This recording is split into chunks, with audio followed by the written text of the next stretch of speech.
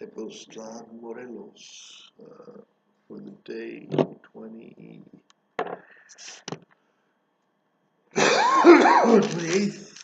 of January of 2015. And, well, yeah. What's going on with myself?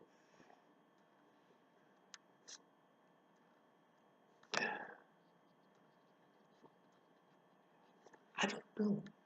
I've been reading Deoxy, my own posts on Deoxy, which are very old, very hard to digest. Been reading my mom's diaries. I keep getting this impression of myself as this kind of deranged beast. On the other hand, I know myself. I know myself not to be that. I know myself to be a reasonable fella. I don't believe I've ever actually harmed anybody willingly. So I'll stake my ground.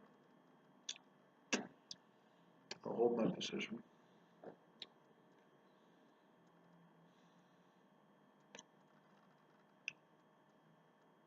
Mine is a quest for transcendence of myself.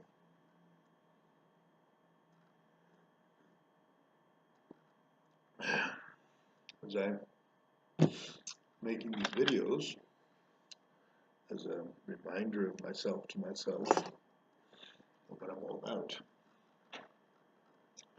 I'm also allowing public opinion, the vox populi, to judge me as their will, from what they can see on these videos, which is not everything. If it was up to me, I'd have hidden, well, not hidden, I'd have cameras all over the place, just constantly, because then you can't hide from yourself or from others.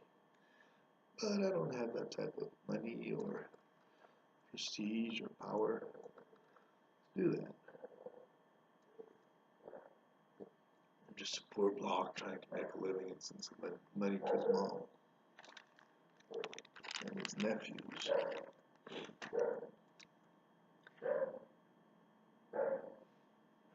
Now,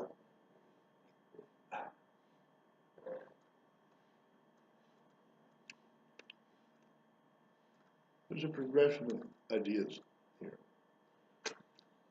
And they go into the public and the private realm. Because the very concept of public and private is a fallacy in social engineering. Put it to you this way.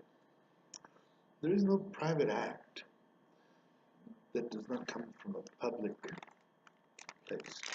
I'll give you an example. You're making love to your wife. The very act of making love to a woman that is called your wife stems from a very public act of marriage. You could be just a hooker down the street, and suddenly, because she's a hooker down the street, it's a totally different act. But in essence, if you're making love to somebody, it's the same act. It's not that different. In Hollywood, kissing ass is the greatest art there is, to such an extent that they even go and they make these anal cleansing things and shit. You know, clean their ass so you can kiss it better. That's ass kissing to an art. I don't give a shit.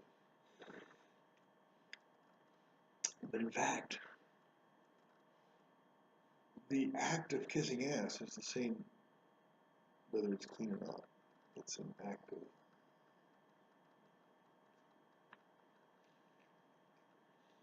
aggressive submission.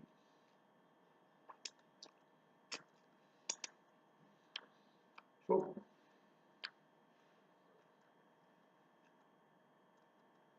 the great meditation should not be about kissing ass.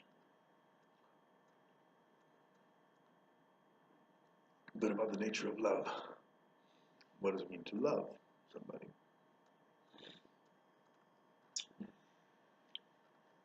Because love is the expression which closest what God feels for us. My thoughts, my imagination.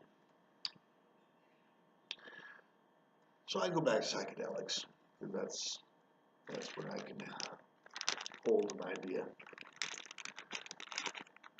If you can't hold an idea without psychedelics, you know you're making too many psychedelics lately.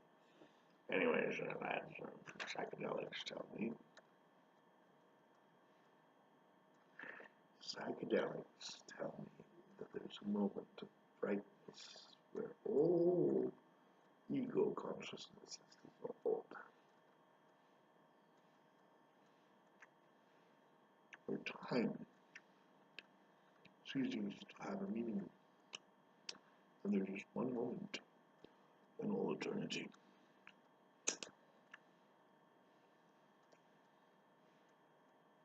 That which you are in that moment is eternal. Whoa. So if you're caught in a body consciousness, mustache, eyebrows, you're in trouble. And let us not forget that the human body defecates and it suffers and it farts and it sneezes and it has mucous membranes and blood and guts.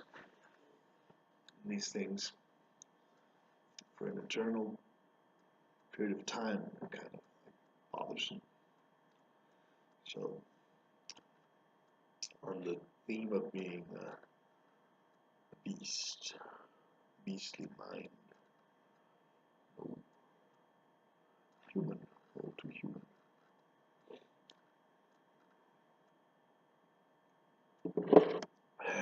Humanity has forgotten the lizard over there lives on the crease of the door, eats some ants that have made their nest over there. Pretty amazing. Anyways, on the theme of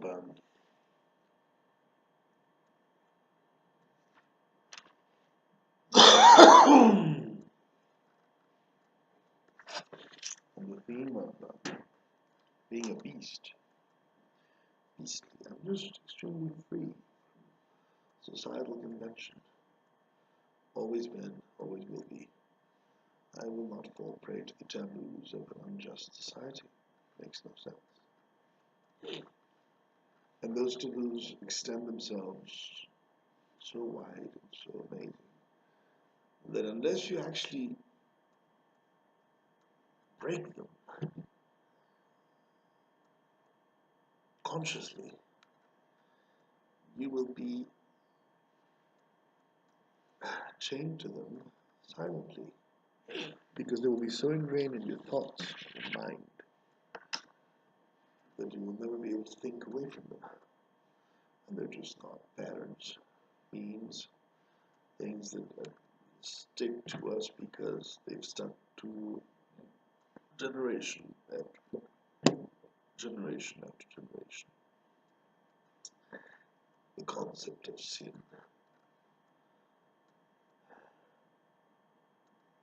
So, I want to present to you my new project. New old project. New Sodom. New Sodom is a utopia based on freedom and tolerance. Based on the fact that we're all human and demi-human, semi-human organisms with consciousness, with finite time to explore the possibilities of our consciousness. So New Sodom takes that very seriously and it explores all the taboos freely. The most perverse of taboos, perhaps, is murder. uh, Cain killed Abel, right? Thus began sin. Of course, if you go in the Bible, you go to Genesis, in fact, the most terrible taboo is disobedience, not murder, which is an interesting thing. But the most painful for the other party taboo is murder. Cause somebody to cease to exist. Yeah.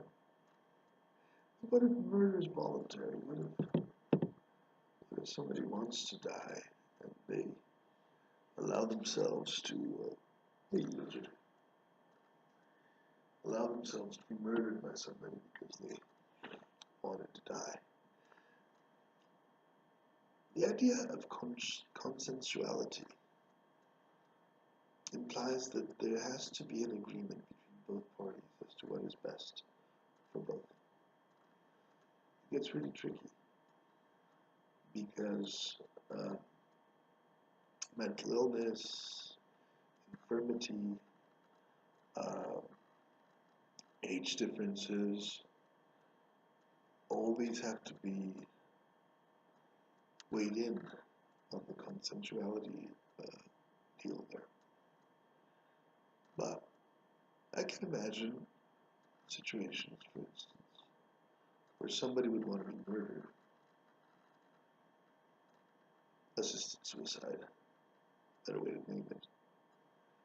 And it's all in the language, it's all in the way that you speak of it, in the way that you try to justify it. So New Sodom is all about that. It's all about consensuality and interpreting consensuality. The idea that if there's no victim, there's no crime. You know, we go from thought crime to there being no victim, no crime. There has to be a victim for there to be a crime. There has to be somebody harmed physically, mentally, emotionally, economically, for there to be a crime. Is that a reasonable way to interact with human beings? Is that a reasonable way to create a society? Evidently, the society we've created so far is it's kind of falling apart.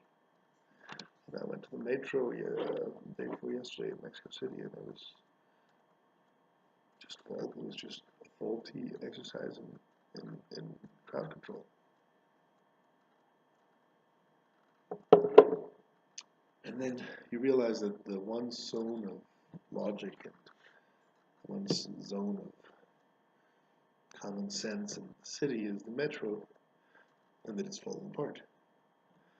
And you recognize that there's a larger disease, societal disease, because in a sense, the fact that there's,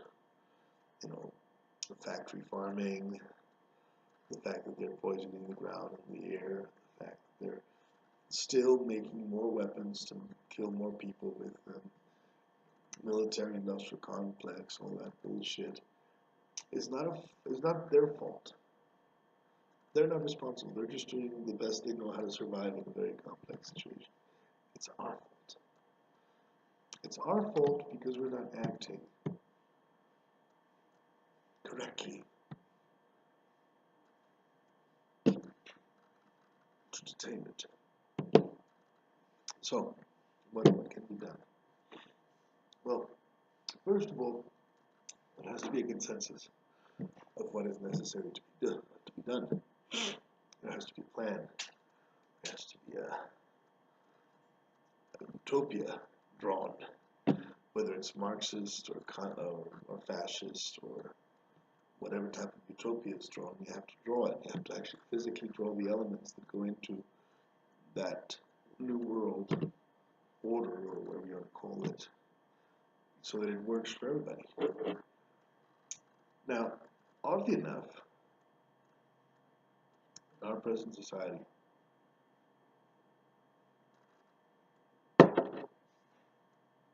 such a consensus is football and soccer, principally football.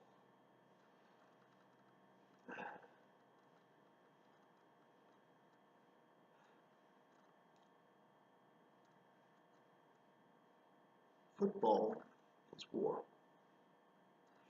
Soccer is war. It is two groups of people from different geographical zones, Seattle, New England,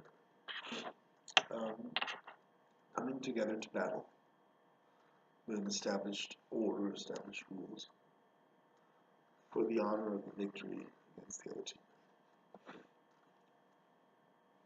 The duality of war is a very elementary and necessary program in the consciousness of this species called human, because we are, after all, creatures that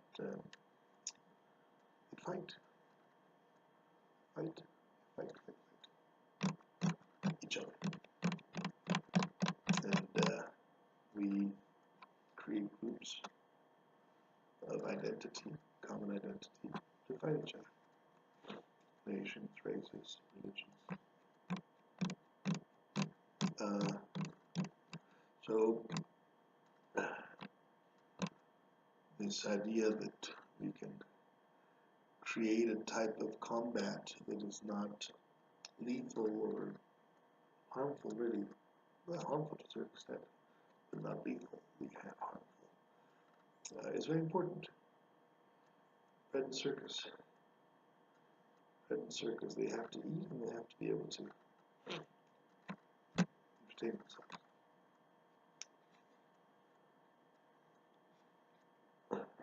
New Sodom will be all about bread and circus. Entertainment and having the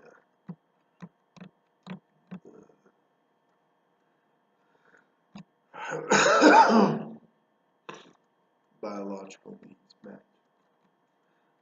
But the idea that if enough people can break away from the entertainment, they can actually transcend their humanity, transcend their human limitations.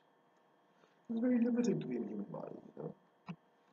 Maybe around 80, 90 years of life, must eat, must defecate, must reproduce. For there to be humanity, they have to reproduce. That's what be fruitful and multiply. That makes sense. But there is limitations in those things, in those activities. You know, we're not everywhere always when we're doing that. We're somewhere somehow.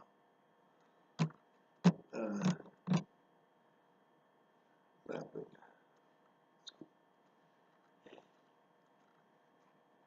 I like to rap in the Dajjal thing, good listener, so I'll just jabble to you, Dajjal. Oh, Dajjal. I shall ramble on to you, O Dajjal. So, now, New Sodom. Why New Sodom? Because in the Bible, God destroyed Sodom and Gomorrah. And he destroyed them because they had broken his law.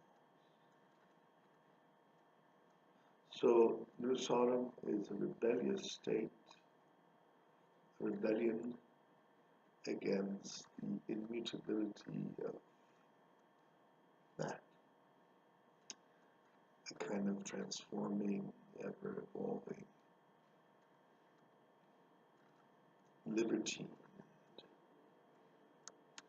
free expression.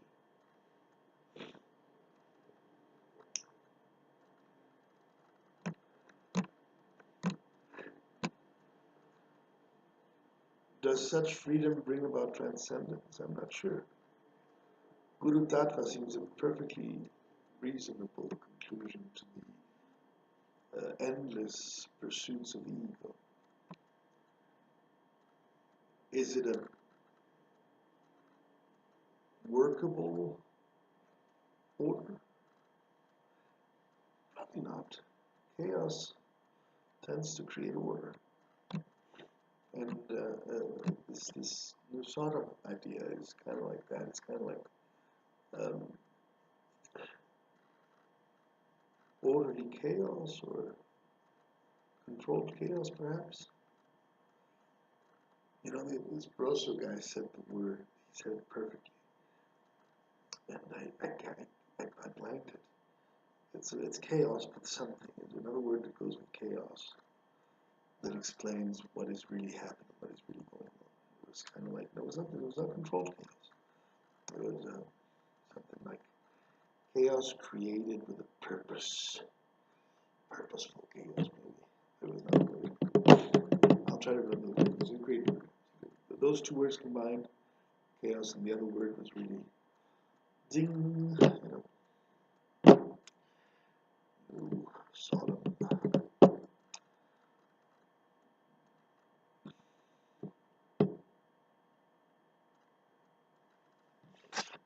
The exercise of free will in society has to be real. I cannot believe, or I will not believe, I don't want to believe, that we're all heading towards an inescapable philosophical conclusion where one certain set of taboos wins and rules over everybody and everything. I suppose that puts me on Camp Anton LaVey and all those cats because that's what they were talking about back then. I suppose that's the beast part of it, right? But no, because I actually do it with a great mystery and respect for the Creator. The Creator could have not created such useless servants that they don't do their own will. You know, I can't imagine that the Creator created us with such a tiny, narrow vision. Maybe I'm wrong. Maybe the Creator's gonna kick my ass one day, like I've never been kicked before. But I would like to think if somebody created the human species, I think that I do tend to go that route. You know, I do tend to feel there's a creating intelligence behind it all. I can't imagine that it would blindside us in such a way. The great religions of man, Hinduism, Buddhism, Christianity, Islam, Judaism, have somehow blindsided all of us. And we're all going this hellish self-destruction route unnecessarily, judging each other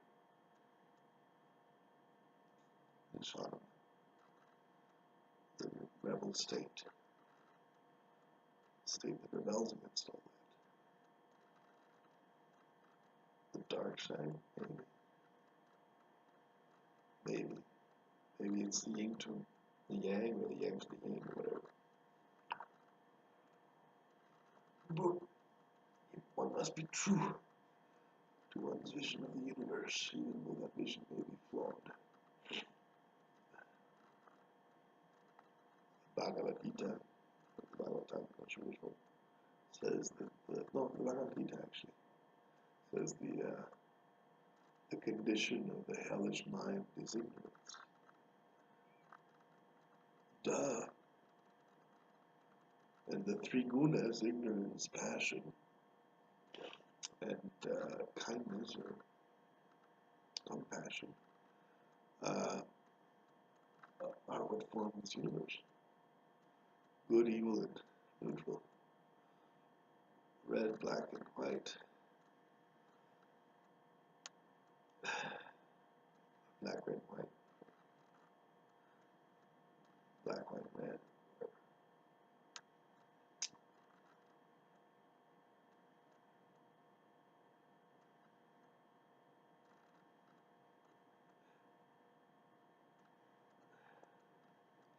So, Sodom,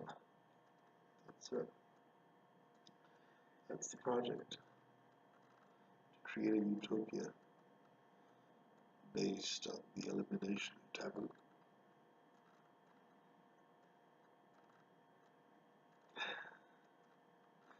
And now, unfortunately, I have to go to work because I have to turn this off in order to use the computer and check mails and stuff. There's 25 minutes, 26 minutes almost. I'll be rambling on about bullshit. I hope you don't mind. I do it for myself, not for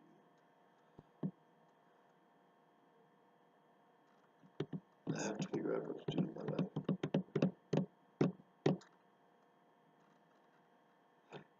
One more theme that I think I should expound upon, which is this unholy, insane, pathetic, ridiculous creation called money. Whoa. We spend 8, 12, 14 hours a day pursuing money.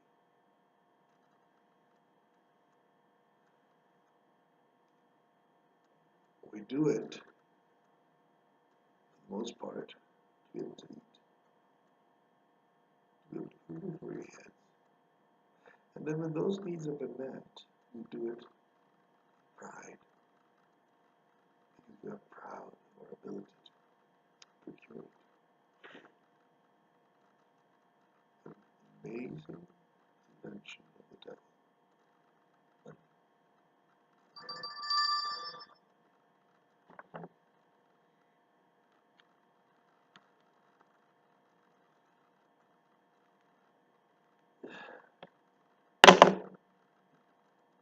So, speaking of it, was like a casino offer in my cell phone. I don't know how they got my number. So how do we do a new Sodom without money? That exactly would be the currency. Sex. Sexual services for natural resources. Such. Seems like very fair trade. I don't know. I'm gonna meditate on that and see what I dream up. Certainly, if we wanna change the world, the first thing we should look at is money. Give me, for instance, going back to this thing that I lived in the metro 2 days ago. And now it's going into 30 minutes. Well, 40-minute chat with the old puss. Octopus.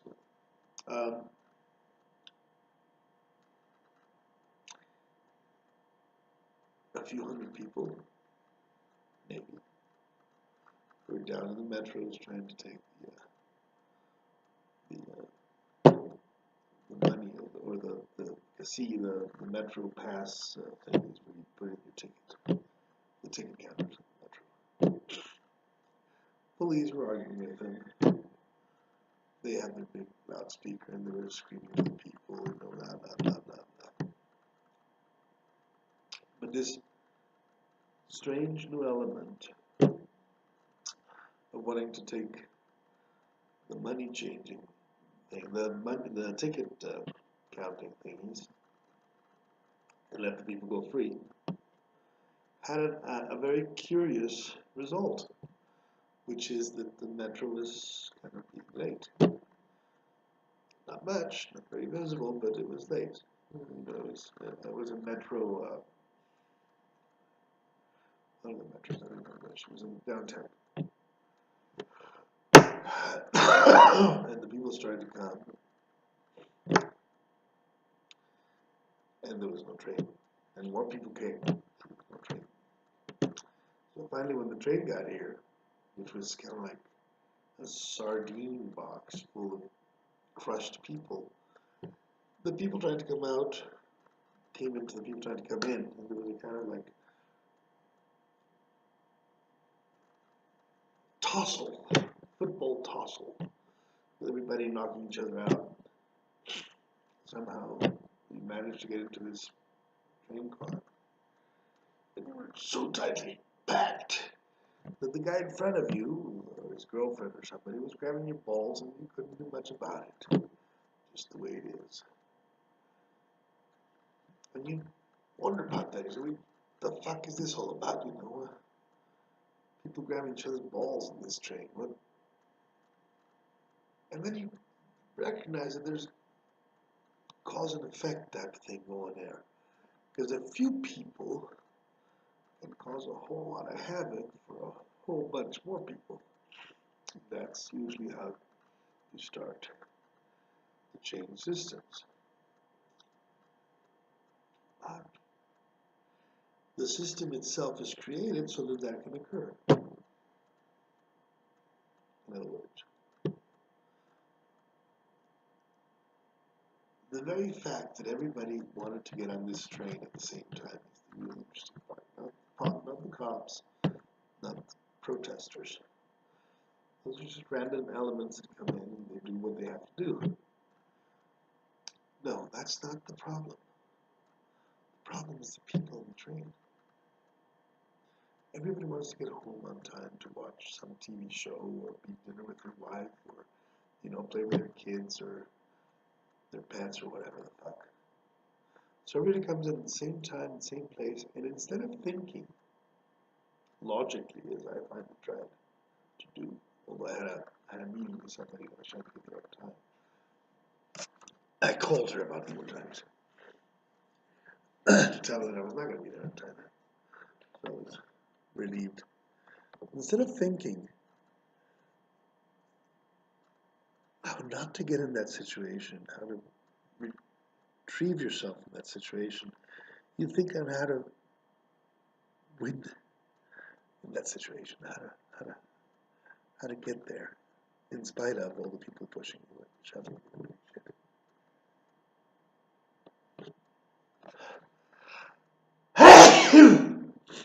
Self-interest over collective interest.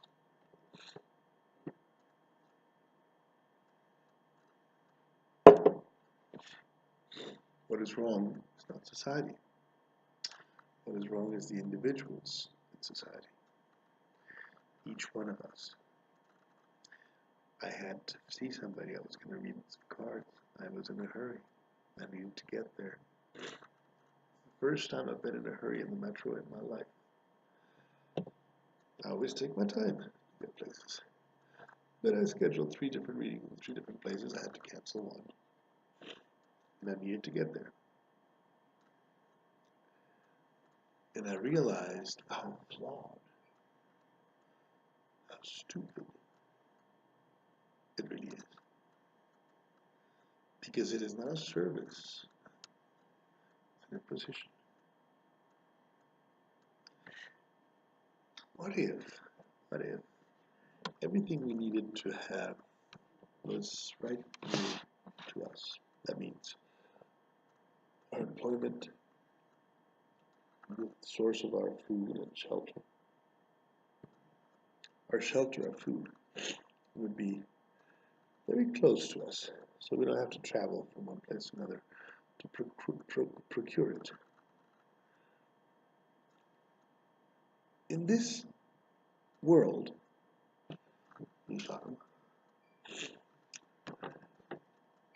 the reason to travel would be to experience other things, kind of like a vacation.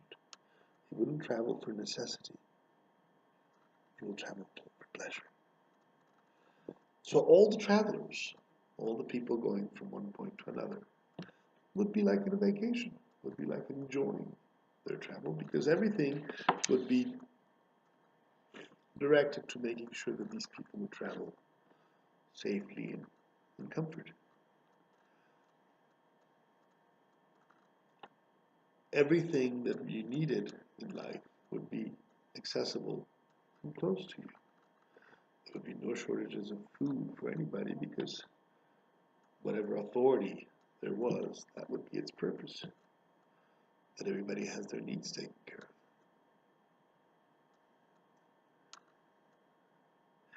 Since authority generally goes to those in power, and those in power generally get there by squishing everybody that is not in power out of the picture, the very system of authority on our planet is flawed. Because the authorities are there to basically help themselves to the loot, at the cost of everybody that is going to put them there by not having authority. That's just the wrong way to do it. It's just stupid. Authority should mean that they have a responsibility for the welfare of the others.